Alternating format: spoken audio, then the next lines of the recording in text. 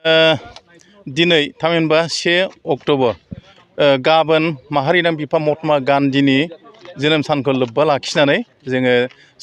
सैमा आथिं ग्रुप एबा जों मर्निं वाक खालामग्रा हानजा बेनिफ्राय क'क्राझारनि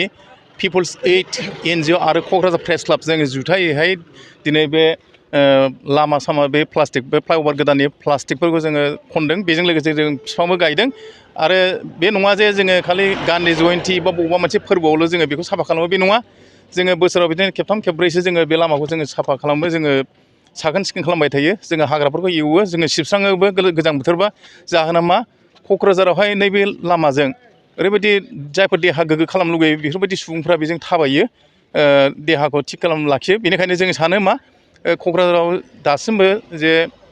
वाकिं जन गैया बे मोनसे लामानो जोबोद इम्परटेन्ट जों बेनिखायनो जों सानो बे लामाखौ साखोन सिखोन लाखिनाया जों बयनिबो खामानि आरो जों आपिल खालामगोन सैमा आथिं ग्रुपनि जानानै जे मानसिया गावनो गोसो गोग्गो जाग्रोनांगौ गोग्गो जानाय लोगोसे जों साननाय हनायफ्राबो जोङो बिदिनो गोग्गो जाथों आरो बेजों लोगोसे जोङो बिदिनो लामा सामा गासिबो बेफोर प्लास्टिकफोरखौ जाहाथे गारलाबाया आं बेखौ खावलायनो लुगैयो नोंथांमोना जे लामायाव जे साफा खालामदों बेसेबां लावथायनि लामाखौ नोंथांमोना साफा बेवहाय 3-4 किल'मिटार जागोन बै खर'निफ्राय ओरै खर'सिम दा जोबजासिम जों खालामलांबाय थागोन जों बेखौ जोङो बोसोरफ्राव बिदिनो खेबथाम खेबब्रै जोङो बेखौ बिदिनो साफा खालामबाय थायो आरो आं खावलायनो लुगैयो खालि सैमा आथिं ग्रुप बा बबेबा पिपल्स एइड बेल' नङा बा क'क्राझार प्रेस क्लाबल' नङा बयबो NGOफ्रानो जा नोगोर सिटिजेनफ्रानो जायफोरनि सांग्रां नोगोरारि बिथांमोनहाबो बेबायदि गावबा गाव पार्टआव एटलिस्ट बिदि लामाफोरखौ जाहाथे प्लास्टिकनिफ्राय उदां खालामनो हायो बेबायदि खामानिखौ जाहाथे नांथाबो आं बेखौ खावलायनो लुगैयो सैमा आथिं ग्रुपआ मिनिस्टार नरेन्द्र मदिजों मोनसे औ नंगौ मख'जालायनाय मोनसे फेमास ग्रुप आरो जोबोद मोजां गोसोखांथि होदों नंगौ जोङो बोसोरफ्रोमबो बे लामायावहाय जोङो साफा खालामनायजों सिबस्रांनायजों लोगोसे जोङो दानस्रांनाय दुनस्रांनाय आरो जोङो बिफां गायनाय खालामो बे जोंनि खामानि मावनाया जोंनि हादरनि मानगोनां गाहाय मन्थ्रि नरेन्द्र मदिनि बिथांनि खोमायाव हाबहैदों बिथांनि मेगनाव नांहैदों बिथाङा थांनाय 2022 मायथाइयावहाय जोंनि खामानि मावनायखौ मोजां मोननानै गावनि मन कि बात रेडिअ दान मोनफ्रोमबो रेडिअआवहाय हाबाफारि लायो बेवहाय जोंखौ रायखांनाय जादों जोंखौ साबायखर हरदों आरो बेबायदिनो नैबे बोसोराव थांनाय एप्रिल दानावहाय सैमा आथिं हानजानिफ्राय लिंहरदों आङो बेहाय निउ दिल्लीयाव थांदों मन कि बातनि मोनसे हाबाफारियाव आंखौ हांख्रायहरदों जोबोर गाहामै नांदों जोङो आरो बिथांनि बे हांख्रायहरनाया जोंखौ आरो बांसिन थुलुंगा होबावदों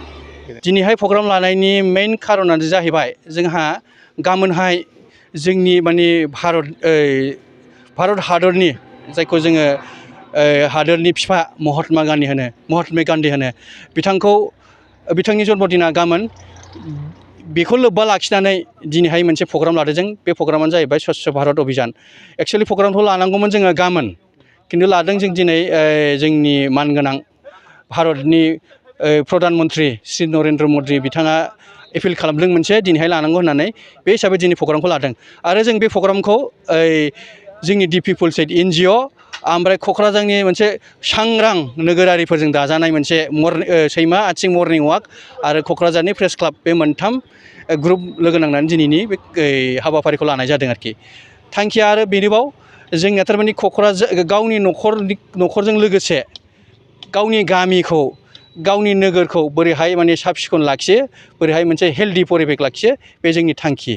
green Kokrajhar clean Kokrajhar healthy Kokrajhar जोंनि मथ'आ बे आरोखि गासैबो क'क्राझार बाखिखौ मा खावलायनो सानो बे क्लिनेसनि सायाव औ आङो नोंथांमोननि